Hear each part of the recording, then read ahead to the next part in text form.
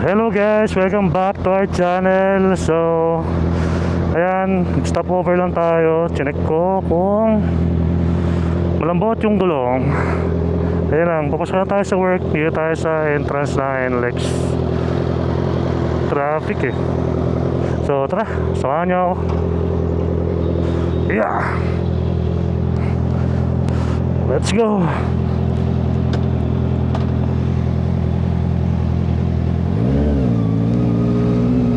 Tayo sa dulo, ating favorite spot.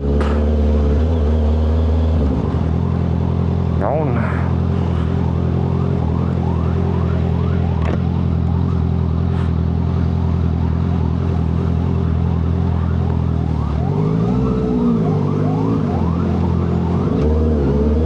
Nice. Grabe ang traffic.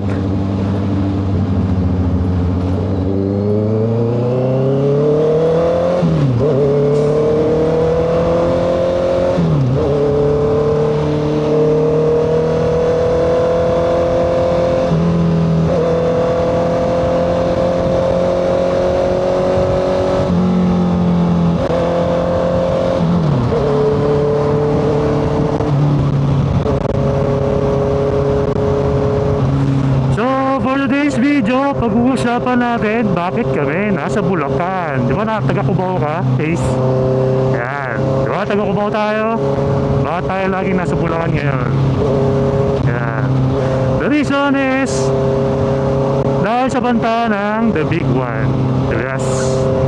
Tayo ay from QC. Tayo nag-work, tayo nakatira.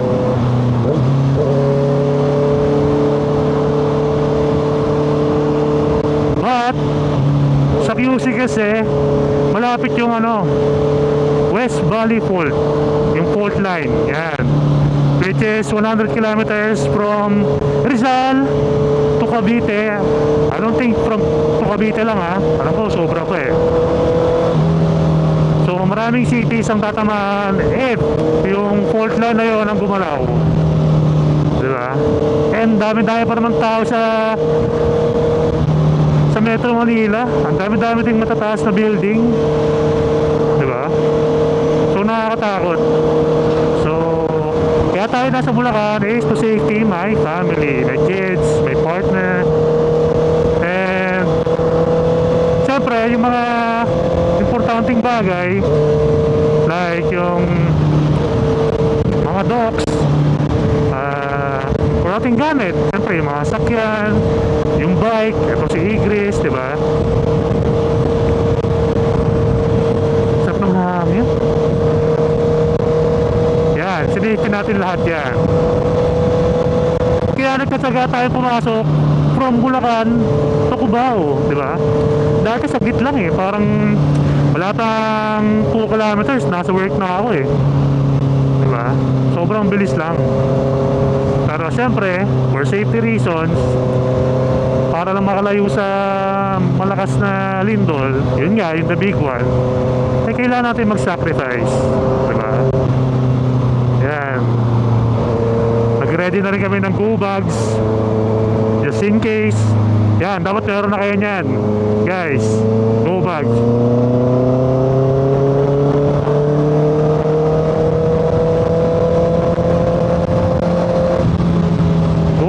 Yan, number 1 na number 1 yan. Importante yan. Flashlights, tubig, foods, diba?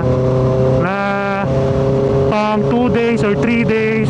Yan, pati yung tubig, clothing, mga damit, mga panligo, diba?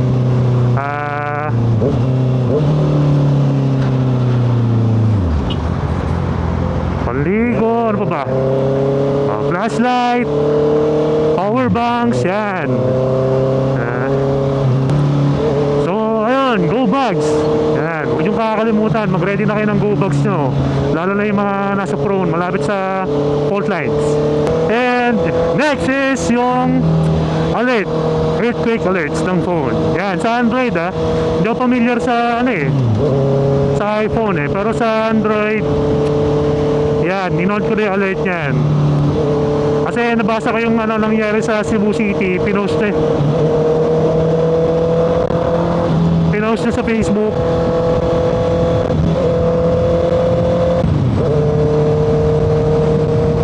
Na inalert siya ng phone niya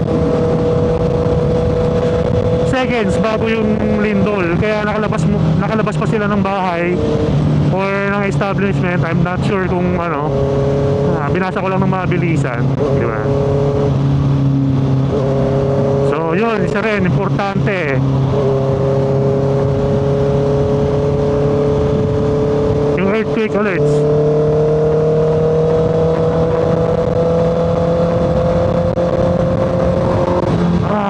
Sarap magmotor, ang lamig, huwag lang uulan. Oops.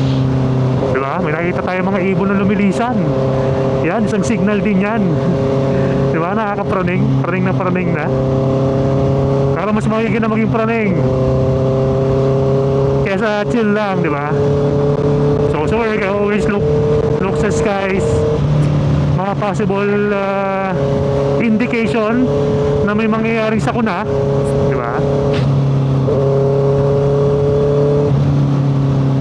Yan, di ba?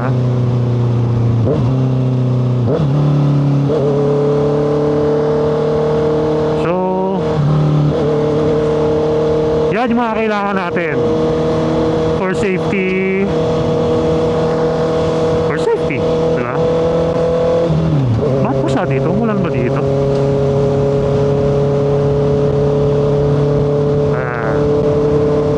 So sa mga nagtatanong pala, if okay basa. Nabasa tayo.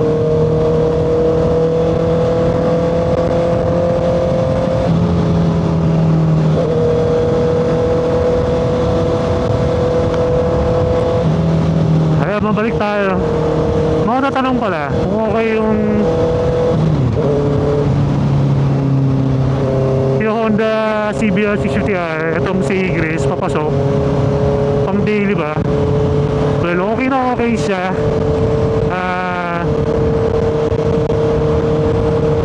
Yung gas consumption niya okay din, hindi rin ganun ka mahal compare sa sasakyan. Siyempre mas mahal yung sasakyan, pero compare sa scooter, siyempre medyo malakas to, diba?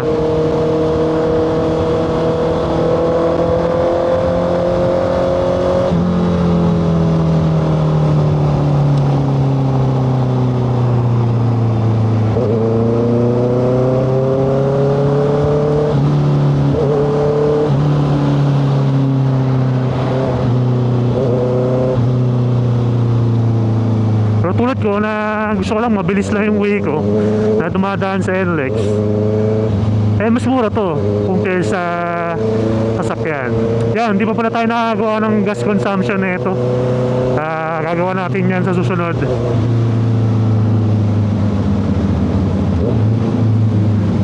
Yan. And may nagtatanong din about sa init. Sa init, yung init niya sakto lang naman, hindi naman ganun kainit, diba? Unlike sa sinasabi nila na European bikes na sobrang init, etong mga Japanese hindi siya ganun kainit. Kumbaga ano siya, kayang tiisin. Actually wala ka naman titiisin kasi hindi mo naman siya masyadong maramdam. Oo, naramdaman mo mainit, pero kayang dalhin, diba? And may nagtatanong bakit daw pag ano, kunwari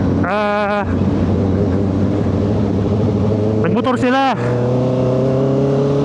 gamit nila yung big bike nila, tapos biglang mula ng onte, buusok daw yung ano, yung sa may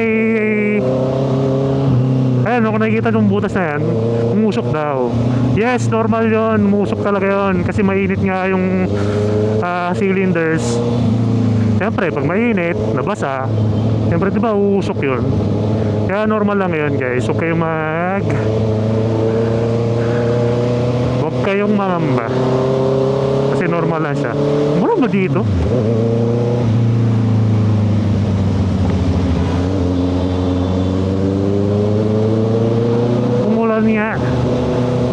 tayo naabutan ng ulan.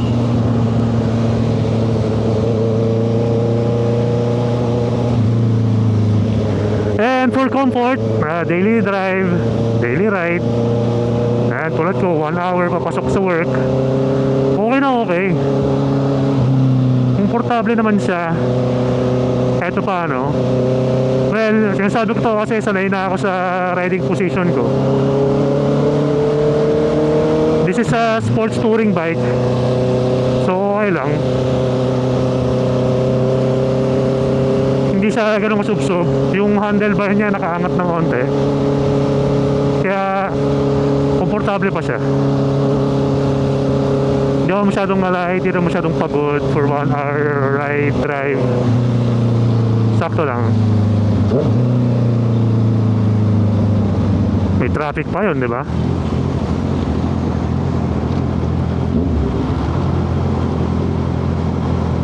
So tapos na yung ulan. Buti naman. Hindi ko pa naman dala yung mga kapote ko. Kasi sa Bulacan ang init eh. Yun yung problema eh. Isang problema pag ang layo ng work mo eh. Hindi mo alam kung kailan uulan. Kaya dapat laging dalhin ang kapote. Huwag nyo ang gayahin. Medyo tinamad ako kanina kasi ang init niya. Tsaka bala kong bumili ng backpack. Yan. Kasi medyo masikip pag ito lang. Itong belt bag. Kasi naman, pero kasi bigat pag ano eh. Nasa waist mo lang yung bag. So yun, isa natin bibilin. Pero bubili tayo ng gloves. Ano siya, waterproof ng gloves. So diba, okay lang din. Medyo pricey lang siya. Nasa 2.5. Yan. Bilhin natin siya sa Moto World, Moto Market, dyan sa may Centris. Yan, suki tayo dyan. Lahat ng ano natin nabili natin, doon natin nabili. Lahat ng gears natin, doon natin nabili actually. Wala lang tong helmet. Sa tong helmet, NHK, nabili ko to sa Pasco Market, sa may ano, Boni, Serrano. Yan, pero lahat, jacket, yung isa ko pang gloves, yung leather gloves, doon din. Ayan, yung mga kapote. Yan, Moto Market. Ayan, meron tayo isang tropa. Shout out sa isa nating tropa dyan, from Ninja 650. Nag-CBR na. Ayan, gusto daw niyang magtanong, comment mo lang, okay lang yan. Diba? Kung may mga tanong about sa CBR, or may tanong kayo about sa CBR, tanong lang. Sasagutin natin lahat yan. Dahan-dahan lang kasi basa, madulas pa naman yung gulong. Ayun, yun lang ayaw ko dito, yung gulong niya madulas. Yung stop tires niya madulas.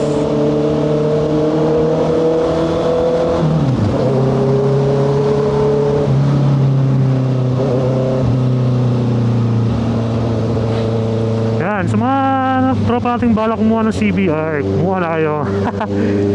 Ako na nagsasabi sa inyo, mag-upgrade na kayo or kumuha na kayo ng big bike nyo. Okay ito, pogi, diba?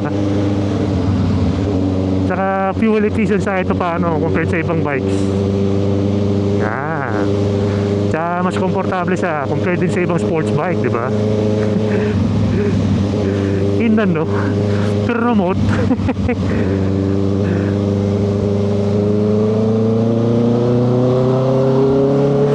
Nga, mabalik tayo sa the big one. Ayan, dito yan possible mangyari. Kung makikita nyo, diba, ang daming buildings.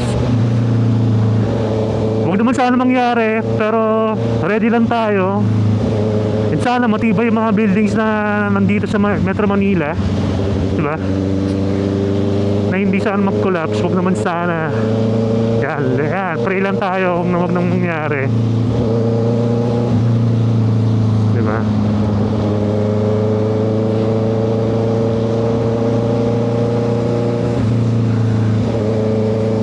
Laking hassle na ito pag nangyari yun, diba? Ang daming sira. Diba? Sira yung kalsada, may bumagsak na something, huwag naman sana, diba? Ako, maraming tatamaan talaga, lalo na yung mga work. Maraming work ang mawawalan ng work. Maraming tao pala ang mawawalan ng work. Diba? Pag nangyari yun, kaya Lord, sana wag. Diba? Parang basa na ako. Bakit gano'n? Mga talsik ng tubig sa mga gulong ng mga sasakyan. Pati yung helmet ko, dumi na. So anyways, okay lang yan. Pros and cons ng pagmumotor, diba? Pero mas okay na to kaysa naman yung time yung kinakain sa akin, diba? Mas importante yung time. Mas stuck ka sa traffic, sakyan mo. Ba't matawid doon?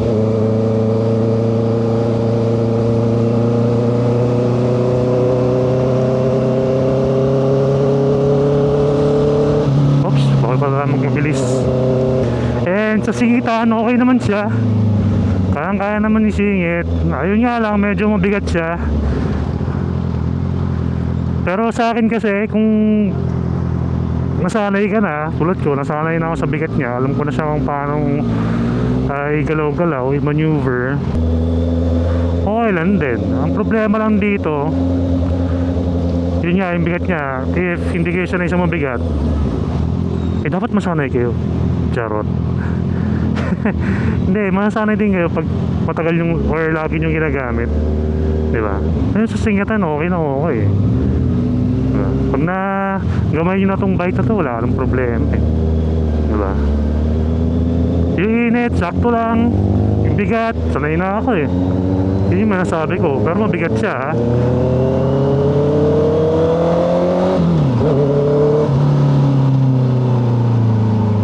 Diba, isipin nyo pag nangyari yung the big one dito. Yun oh.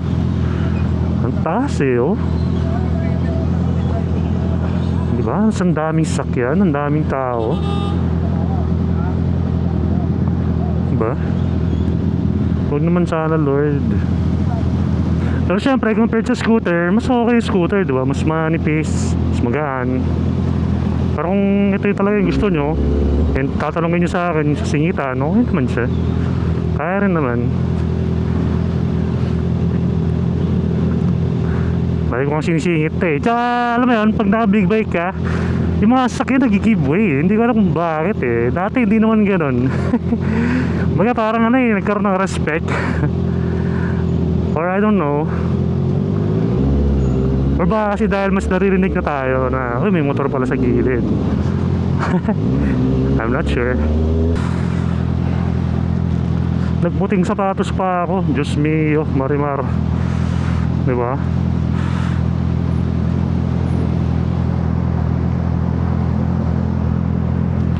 Diba? Yung loops natin eh. Yun nga lang, compare sa safety, medyo walay siya. Oh. Pero kung waterproof ang usapan, eh, kung okay naman siya. Yung brand niya, Revit. Hindi ako pamilyar, pero may kita ko medyo maraming gumagamit nito. Lalo na sa US. Yan, Revit.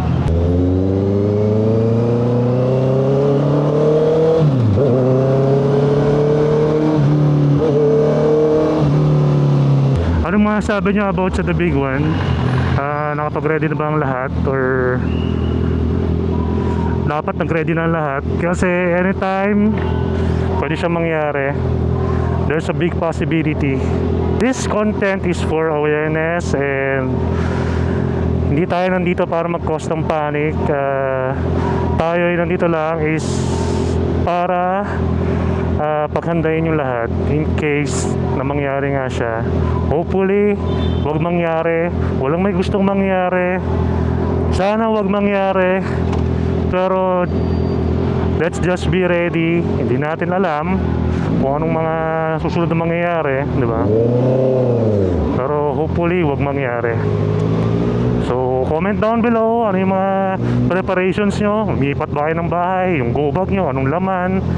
And ayan lang. Ayan, marami na tayo sa work. Maraming salamat sa pagsama sa akin papasok ng work. And para updated kayo sa ating mga uploads, videos and any postings, please click that notification button or notification bell, and yun lang. Sorry. Ano to? Please like and subscribe sa ating channel. Maraming salamat and see you sa next vlog. Thank you, Lord.